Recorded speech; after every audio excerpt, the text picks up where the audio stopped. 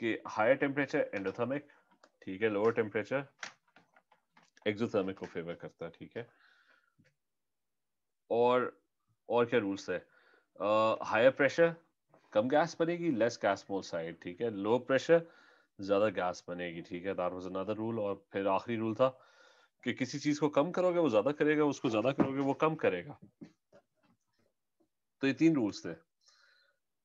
And now what we are going to do is we are going to study the Haber process, ठीक है। ये जैसा चार चार पांच प्रोसेसेस हैं जो याद रखने। एक हमने पहले ना एक्सट्रैक्शन ऑफ मेटल्स के अंदर we study 2 processes. One was extraction of iron, the other one was extraction of aluminium. तो अब ये इक्विलिब्रियम के अंदर भी ना 2 प्रोसेसेस पढ़ेंगे। So let's start with the first one, that's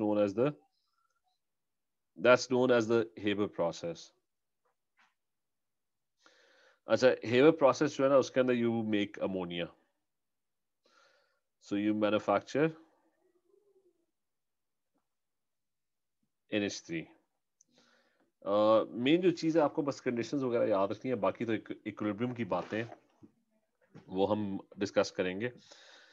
So you have in the Haber process you have nitrogen reacting with H2, 3H2, और ये एक इक्विलिब्रियम रिएक्शन होता है जिसके एंड में ना NH3 गैस बन रही होती है। तो दैट्स द होल रिएक्शन। अब इसमें ये कि the conditions you have to remember, the conditions इसकी इंथैल्पी चेंज होती है ना वो नेगेटिव होती है। You don't need to remember this. The only thing you need to remember is that it is negative. ठीक है, मतलब वैल्यू याद रखने की जरूरत नहीं है। You just have to remember कि it is negative. और अमोनिया इसमें फॉर्म हो रहा है। इसकी जो कंडीशंस है ना वो आपको याद रखनी है। It's 450 degrees centigrade. That's the temperature. The catalyst is Fe, and there's a 200 atmosphere pressure used.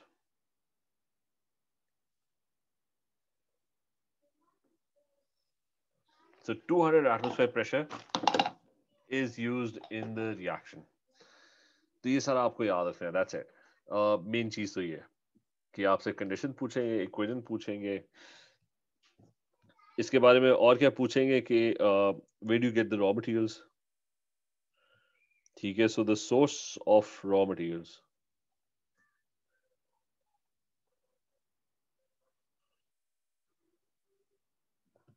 तो आपको N2 कहाँ से मिल रहा है? N2 आपको मिल रहा है हवा में। N2 and 78% of air is N2. तो उधर से आप एक्सट्रैक्ट कर लो, fractional distillation of liquid air.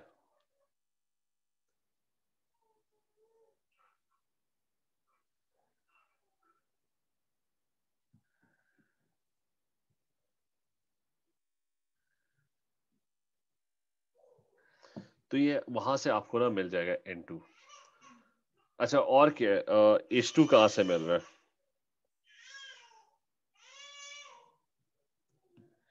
H2 जो मिल रहा है वो आपको मिल रहा है उससे क्रैकिंग ऑफ ऑयल से, जो अभी तक हमने पढ़ा नहीं है। लेकिन H2 आपको ना इलेक्ट्रोलिसिस से भी मिलेगा, वो थोड़ा एक्सपेंसिव होगा। इलेक्ट्रोलिसिस ऑफ वाटर से भी ना या एक्वस सॉल्यूशंस जो होते थे उनके इलेक्ट्रोलिसिस में अक्सर आपको हाइड्रोजन गैस मिल रही होती थी, तो वहां से भी आपको H2 गैस मिल जाएगी। So these are the sources of raw materials. So that's another question that's going to be asked. तो ये टोटल हेबर प्रोसेस है कि अमोनिया मैन्युफैक्चर होगी। इसके बारे में थोड़ी सी बातें ये कि ये बनता किस तरह रिएक्शन कि व्हाट हैपेंस इज कि आप ना N2 और H2 का मिक्सचर जो है वो आप ना एक लेट्स से ये एक जगह है जहाँ पे ना वो सारी चीजें पड़ी हुई हैं। प्रेशर है 200 एटमॉस्फेयर्स, इसका टेम्परेचर जो है दैट्स 450, और इसका जो इसको थोड़ा बड़ा कर लें,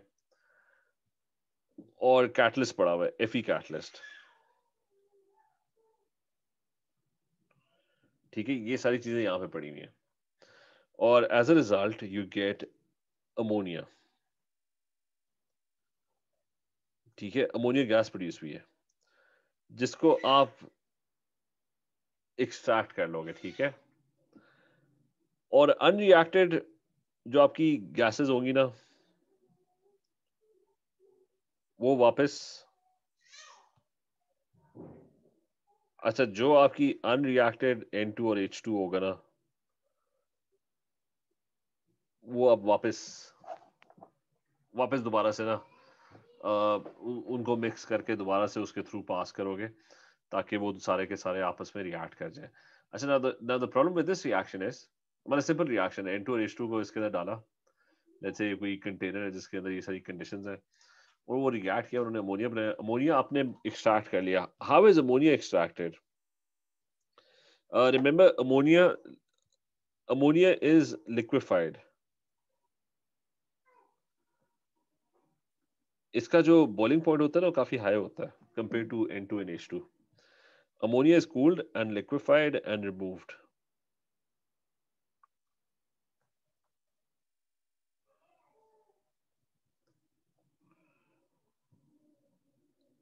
और उसको ना आप उसको रिमूव कर लेते हो सिस्टम में से, क्योंकि बाकी N2 और H2 जो होते हैं ना, वो गैसेस होते हैं, उनके बॉइलिंग पॉइंट्स और मेल्टिंग पॉइंट्स बहुत ही लो होते हैं, उनको कंडेंस करना बहुत ही मुश्किल होता है। अच्छा, इसके तरफ एक इशू है कि इसकी जो यील्ड है ना, वो बहुत ही कम है। व्हाट दैट मींस इज, और इसकी मतलब अभी मैं रिसेंटली कोई यील्ड चेक कर लेता हूँ, यील्ड इसकी बहुत कम है, बहुत कम अमोनिया बनता है। ठीक है, तो मेरे ख्याल से 10% से नीचे ही है।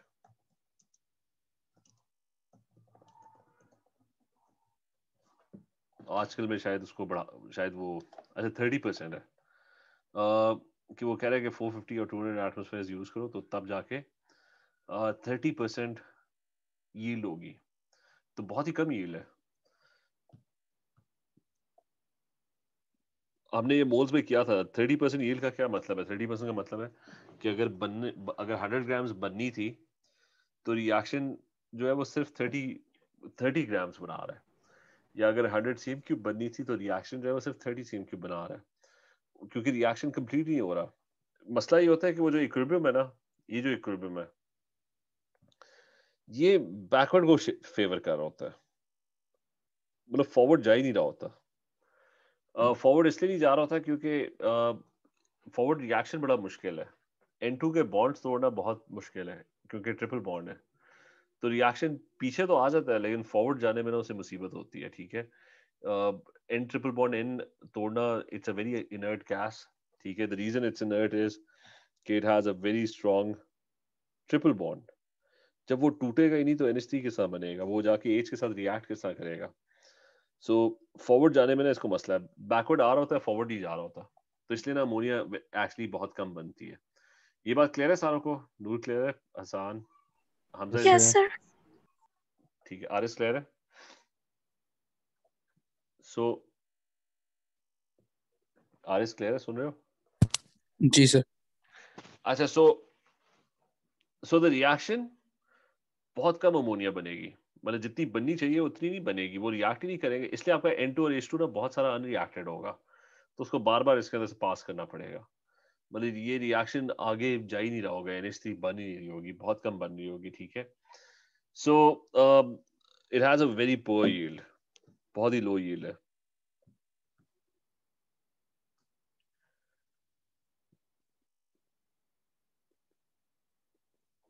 ठीक है, तो एक तो ये याद रखना, और फिर इसलिए वो अनरिएक्टेड गैसेस ना आप बार बार पास कर रहे होते हैं उसमें। अच्छा, anyways, now the thing is कि इसके ऊपर ना there's going to be a typical question। वो कहेगा कि ये कंडीशंस जस्टिफाई करो कि ये कंडीशंस क्यों यूज कर रहे हो। कि ठीक है भाई, आप 450 यूज कर रहे हो और 200 एटमॉस्फेयर यूज कर रहे हो, पर ये कंडीशंस आप यूज कर क्यों रहे हो? ठीक है, there's going to be a question and that usually comes very often। justify these conditions।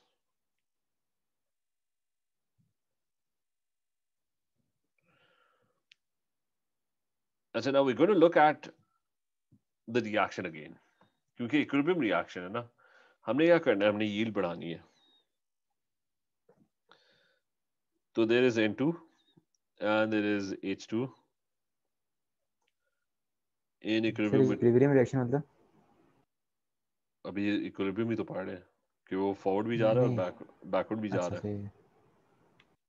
इसलिए तो अमोनिया नहीं बन रहा ना, 30% बन रहा है, क्योंकि वो बनता है वो वापस पीछे आ जाता है. Yes sir. ठीक है.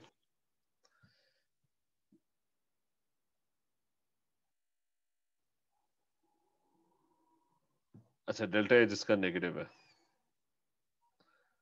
-88. अच्छा, -88 का मतलब, नेगेटिव का मतलब है कि फॉरवर्ड वाला जो है ना वो नेगेटिव है. जो फॉरवर्ड रिएक्शन है दैट्स एक्सोथर्मिक, और बैकवर्ड जो है ना वो एंडोथर्मिक है. ठीक है. अब मुझे बताओ, पहले तो बताओ कि NH3 ज्यादा बनाना है, मतलब ये टारगेट है ना, बनाना ही NH3 है. हमने रिएक्शन को फॉरवर्ड भेजना है. मुझे बताओ कि कंडीशंस क्या यूज करनी है, हाई टेम्परेचर और लो टेम्परेचर. लो टेम्परेचर. ठीक है, क्योंकि रूल क्या था ली शैटलर प्रिंसिपल का कि लो टेम्परेचर फेवर्स एक्सोथर्मिक. ठीक है, so you going to use low temperature because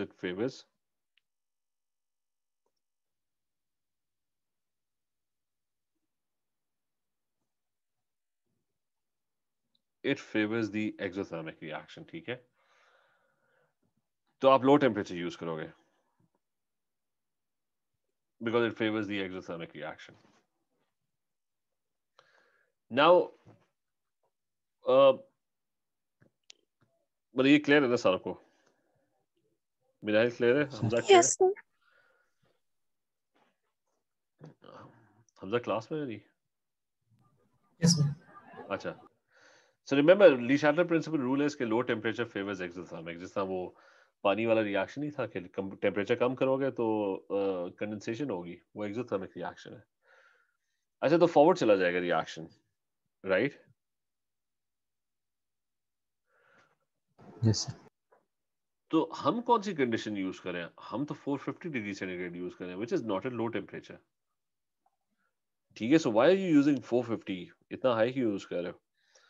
मसला ये कि at a very low temperature the reaction would be very slow.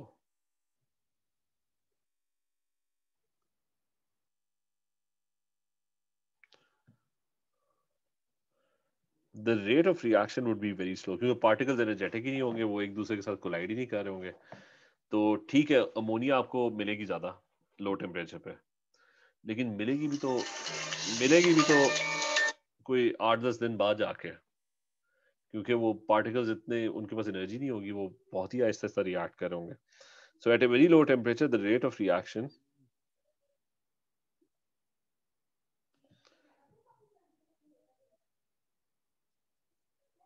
is very slow, and so it takes a very very long time. तो अब आपके पास दो option है, या तो आपको अमोनिया 100% मिल जाए लेकिन मिले 10 दिन बाद जाके, या दूसरा ऑप्शन है कि अमोनिया सिर्फ 30% मिले लेकिन मिल आपको 10 मिनट में जाए. तो कौन सा बेहतर ऑप्शन है कि 10 मिनट में अगर 30% मिल रही है तो वो आप निकालो, चीजों को वापस, जो चीजें रिएक्ट नहीं हुई उनको वापस अंदर डालो, फिर दोबारा और 30% निकाल लो. तो the second option is much better कि ठीक है कम बन जाए लेकिन बने तो जल्दी ना. ये बात क्लियर है? जी सर. Yes, sir. Yes. तो at a very low temperature the rate of reaction is very slow.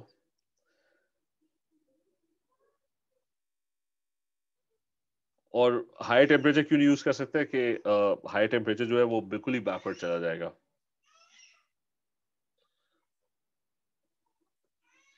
तो वेरी हाई भी यूज कर सकते हैं, 1000 क्यों नहीं यूज कर रहे? 1000 यूज करोगे तो वो इतना एंडोथर्मिक हो जाएगा कि अमोनिया बनेगी नहीं सिरे से. ठीक है, वो सारा N2 बैकवर्ड ही चला जाएगा.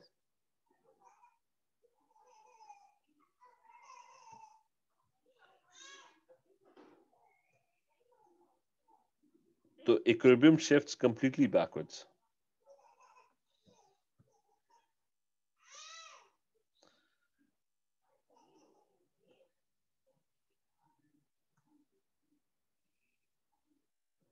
इनसे हाँ जी, हम लोग ये क्या कर रहे हैं कि equilibrium shift left hand side या बैकवर्ड सेम है? हाँ ठीक है। अच्छा तो अब मसला ये है कि लो टेम्परेचर, ठीक है, low temperature, eight a very low temperature the rate of reaction is very slow, but yield is high.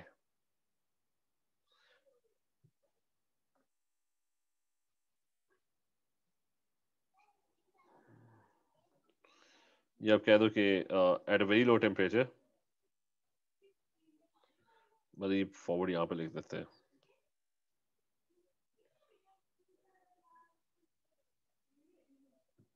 ठीक है, हायर यील्ड, ज्यादा बनेगा अमोनिया।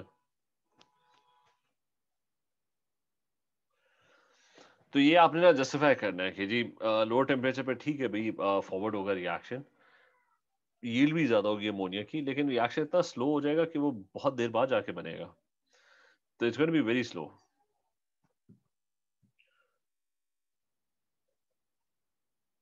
अच्छा, और दूसरा मसला ये कि at a very high temperature वो इक्विलिब्रियम कंप्लीटली बैकवर्ड ही चला जाएगा, वो एंडोथर्मिक को फेवर करेगा।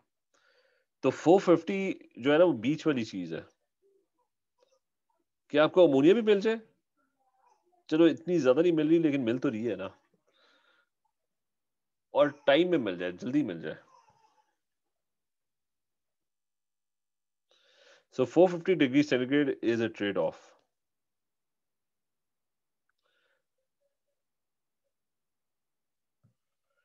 ठीक है, ऑप्टिमम टेम्परेचर।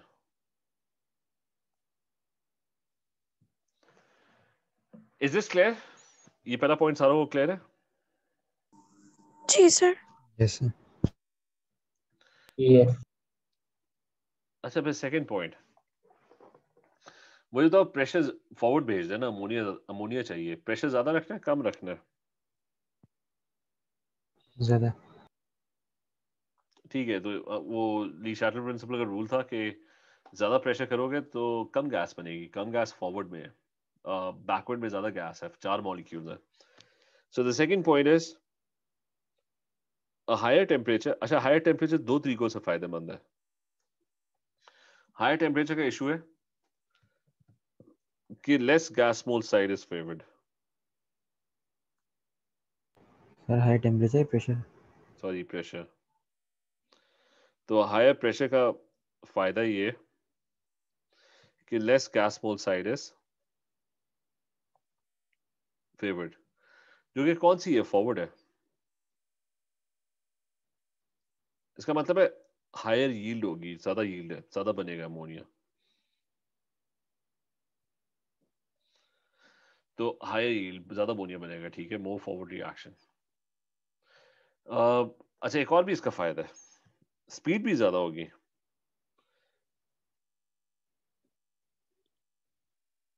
तो at higher pressure, high pressure का मतलब है आप उसे कंप्रेस कर रहे हो ना। किधर है हमारा हाई प्रेशर वाला?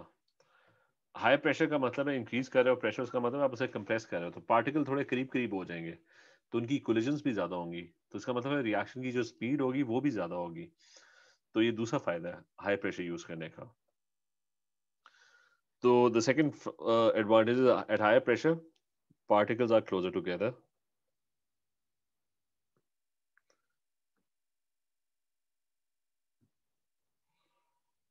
So you get more collisions and more reaction happens.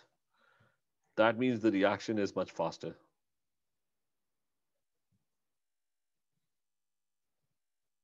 ठीक है, ये बात क्लियर है, दो फायदे हैं हाई प्रेशर यूज करने के।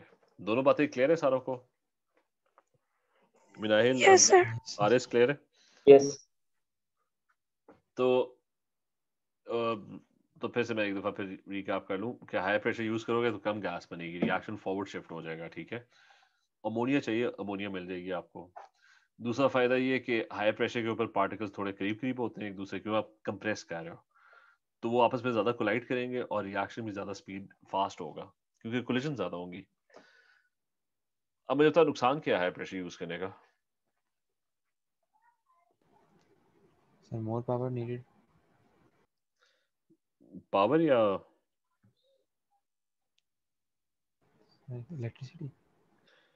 अच्छा basically but high pressure is expensive.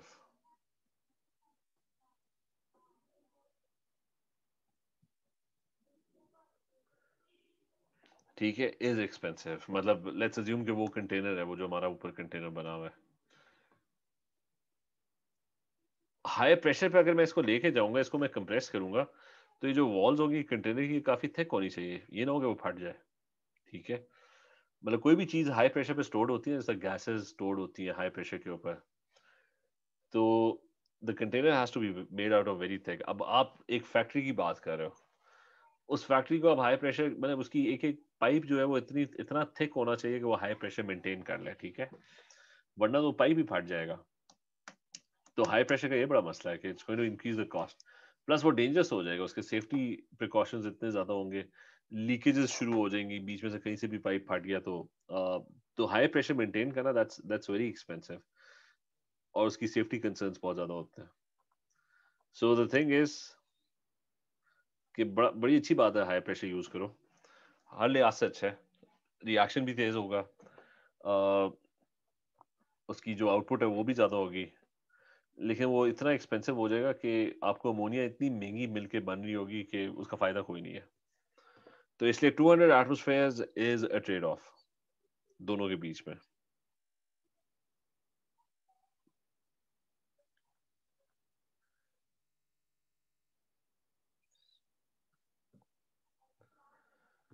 ठीक है, you get more ammonia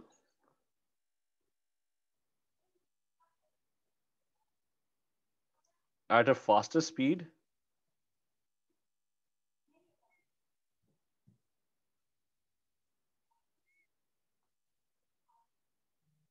uh, but at lower cost. कि ये दरमियाना रास्ता है, ठीक है, समवेयर इन द मिडल, कि you not increasing the cost per you also getting, कि ठीक है भाई 30% मिल गई है, कम से कम कॉस्ट तो इतनी ज्यादा नहीं हुई ना. 100% अमोनिया मिल जाती है अगर हम इसको 10,000 एटमोसफेयर पे ले जाते हैं, लेकिन मसला है वो 10,000 एटमोसफेयर बर्दाश्त करने वाला जो पावर प्लांट जो प्लांट होगा वो इतना महंगा होगा कि अमोनिया जो होगी वो गोल्ड से भी ज्यादा एक्सपेंसिव हो जाएगी जो बनेगी, क्योंकि कॉस्ट ही इतनी ज्यादा होगी. तो is the second point clear to everyone? Yes, sir. ठीक है, बाकी वो क्लियर है? Minahil, Hamza, is this clear? Sir. अच्छा, so these are two things. फिर एक और वो कैटलिस्ट के बारे में कहते हैं, कैटलिस्ट की जस्टिफिकेशन तो खैर आसान है, मतलब कैटलिस्ट का क्या फायदा है? Making the rate of Increase. reaction faster. ठीक है, तो कैटलिस्ट एक तो मतलब वो कैटलिस्ट का भी पूछ सकते हैं, तो कैटलिस्ट क्या करता है? एक तो it doesn't disturb the equilibrium position, वो दोनों रिएक्शंस को फास्ट कर देता है फॉरवर्ड बैकवर्ड.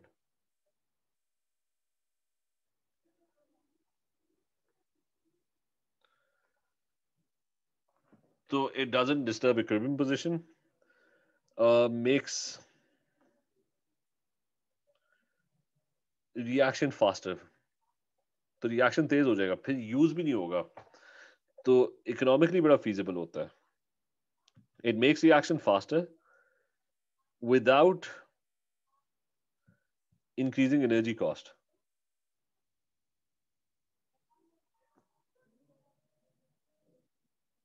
मतलब वरना आपको रिएक्शन अगर तेज करना होता है तो आप क्या करते हो, आप उसको हीट करते हो ताकि पार्टिकल्स जो है ना वो एनर्जेटिक हों और वो आपस में एक दूसरे के साथ कोलाइड करें, ज्यादा करें.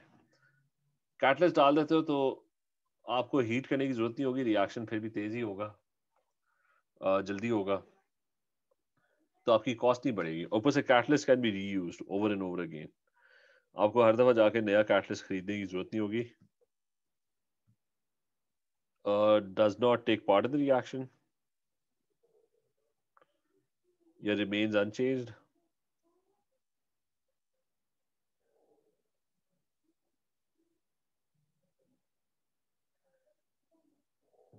and is reused.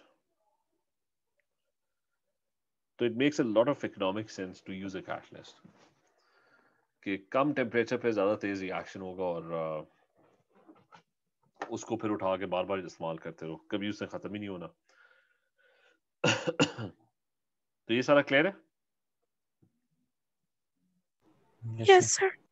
Yes, sir. अच्छा, ये आपका हेबर प्रोसेस है, ठीक है। और आखिर में ना वो कर लेते हैं कि यूजेस के अमोनिया के।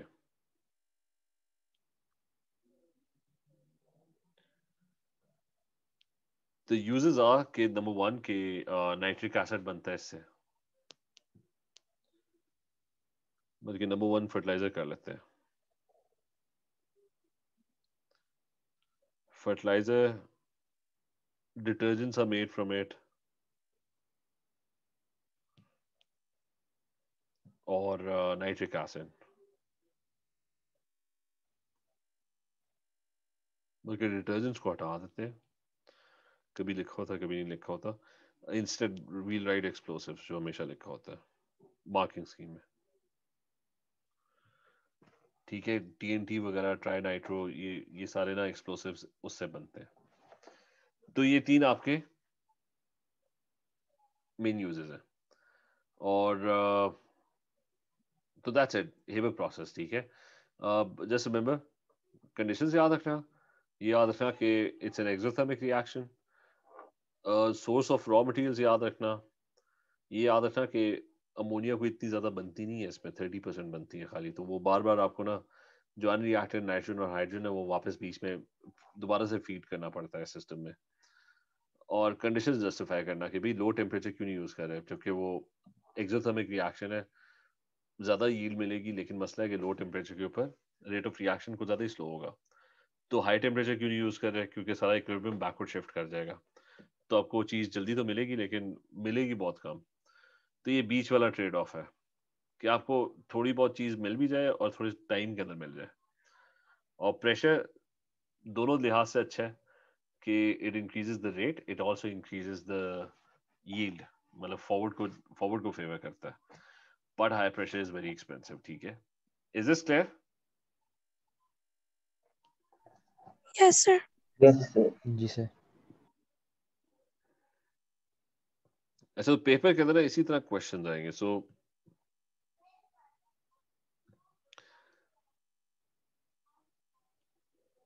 Next is the contact process. कि what's the contact process? It's used for making H2SO4, ठीक है। उसको बनाने के लिए ना कॉन्टैक्ट प्रोसेस है। ये दूसरा प्रोसेस है जो याद रखना है। अच्छा, how do you make H2SO4? Sulphur को लेते हो आप, you burn it in air and you get SO2, step 1। Next step, SO2 को आप रिएक्ट करते हो दोबारा ऑक्सीजन के साथ। SO2 यूजुअली ऑक्सीजन के साथ रिएक्ट नहीं करता, लेकिन आप उसको रिएक्ट करते हो। That requires a lot of conditions and it's a reversible reaction. तो 2SO3 बन जाता है, एंड 2SO3 बन जाता है, and it's an exothermic reaction.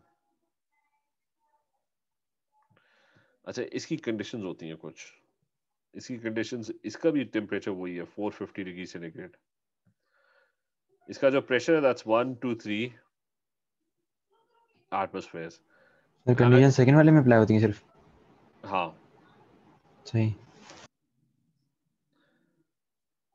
पहला वाला रिवर्सिबल नहीं है, सेकंड वाला रिवर्सिबल है, ठीक है। अच्छा, उसके बाद यस सर। SO3 बन गई। ये सब आपने याद रखना है कि जी सल्फ्यूरिक एसिड किस तरह बनाना है। सल्फर को लो, ऑक्सीजन में बर्न करो, SO2 बन गया। SO2 को लो, दोबारा ऑक्सीजन के साथ रिएक्ट करो, जो कि वो नहीं करना चाहता, वो रिवर्सिबल है। मतलब वो अगर कर भी गया ना तो वो वापस ब्रेक डाउन बैकवर्ड भी हो रहा है, ठीक है। तो उसके लिए आपको ये कंडीशंस चाहिए। और फिर तीसरा स्टेप है कि जब SO3 बनेगा ना, उसको आप डिसॉल्व करते हो कॉन्सेंट्रेटेड H2SO4 में। And remember the word concentrated, ठीक है, ये बीच में लिखना है। तो उससे बनता है ओलियम, which is H2S2O7।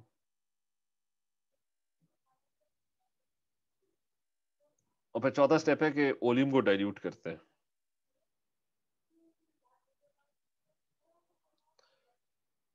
मतलब उसमें वाटर ऐड करते हैं, तो H2S2O7 you add water to it, and when you add water to it तो दो मॉलिक्यूल्स बन जाते हैं H2SO4 के। तो इसमें एक चीज देखो कि H2SO4 बनाने के लिए यू यूजिंग H2SO4 कि SO3 को ना कॉन्सेंट्रेटेड H2SO4 में डिसॉल्व किया, ओलियम बना, ओलियम में पानी डाला तो दो मॉलिक्यूल्स बन गए, यानी आपने एक मॉलिक्यूल H2SO4 का यूज किया and as a result at the end of the day जब पानी के साथ उसको मिक्स किया तो you got two molecules of H2SO4, तो आपकी क्वांटिटी ऑफ H2SO4 ज्यादा होगी है। सो ये चार स्टेप्स हैं। सल्फर को बर्न किया, SO2 बना, SO2 को दोबारा ऑक्सीजन के साथ रिएक्ट किया, SO3 बना, SO3 को कॉन्सेंट्रेट सल्फ्यूरिक एसिड में डिसॉल्व किया टू गेट ओलियम, जिसके अंदर you added water to get more H2SO4। ठीक है, ये टोटल 4 स्टेप्स हैं। ये जो आखिरी 2 स्टेप्स है ना, इनके अंदर what you could have done was कि SO3 को ना, SO3 can be added directly to water to form H2SO4. But the problem with this reaction is कि it's too explosive. तो इंडस्ट्री के अंदर ना it's not preferred. मतलब अगर आपकी फैक्ट्री एक्सप्लोड करेगी तो फायदा क्या है? तो this reaction is very explosive कि उसे डायरेक्टली पानी में नहीं डालना। सल्फ्यूरिक एसिड मिल तो जाएगा लेकिन एक एक्सप्लोजन के बाद। तो आप ना SO3 जो बना होगा ना उसको आप डायरेक्टली वाटर के अंदर ऐड नहीं करोगे, टू एक्सप्लोसिव। ठीक है, तो SO3 को ना आप कॉन्सेंट्रेट सल्फ्यूरिक एसिड के अंदर ही डिसॉल्व करते हो, ओलियम बनता है और उसको पानी में डिसॉल्व करके उसको सल्फ्यूरिक एसिड में कन्वर्ट कर देते हो। ठीक है, ये सारा क्लियर है? Yes sir. Yes, sir. अच्छा, तो Yes. इसमें समझने की कोई बात नहीं है, ये बस एक प्रोसेस है that has to be remembered कि उसके स्टेप्स क्या है। ठीक है, स्टेप 1 सल्फर को बर्न किया, फिर SO2 को ऑक्सीजन के साथ रिएक्ट किया, कंडीशंस याद रखनी है, कोई इसमें समझने अंडरस्टैंडिंग की कोई चीज नहीं है, जस्ट हैव टू रिमेंबर कि ये सेकंड स्टेप करना था। फिर SO3 को लेना था, जैसा वो कुकिंग की रेसिपी नहीं होती, एक step one after the other. फिर SO3 को H2SO4 में डिसॉल्व करना था, डायरेक्ट पानी में क्यों डिसॉल्व किया, क्योंकि वो एक्सप्लोड कर जाता। तो ओलियम के अंदर फिर आप पानी डालते हो ताकि वो डाइल्यूट होकर H2SO4 बन जाए। तो that's the whole contact process जिसमें एंड में सल्फ्यूरिक एसिड बन गया। ठीक है, चलिए इसको फिर ना एंड वाली चीज पे वो कल डिस्कस करते हैं। ठीक है, ओके सर। ये हेबर प्रोसेस रिवाइज करना, उसको कहीं लिख लेना, ये वो प्रोसेस है जो याद रखना है सारा, कॉन्टैक्ट भी। चलिए, okay sir. Okay, sir. Okay then, take care, love Allah you, Allah हाफिज़। Hafiz, sir. Allah Hafiz, sir. हाफिज।